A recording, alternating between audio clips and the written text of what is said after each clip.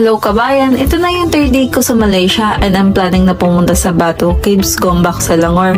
Nag-book ako ng Grab papunta doon at talaga namang hassle-free. Guys, payo ko lang sa inyo, maglaan kayo ng 1 hour drive papunta sa caves.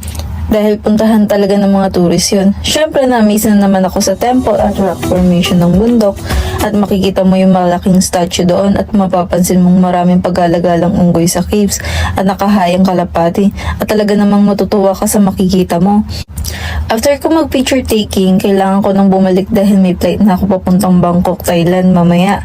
Syempre, kailangan ko magmadali kasi mukhang babagsak na yung ulan at kailangan kong mag-empake ng gamit. Pagbalik ko ng hotel, bumuhos ang malakas na ulan pero carry lang yan dahil excited na ako sa next flight ko.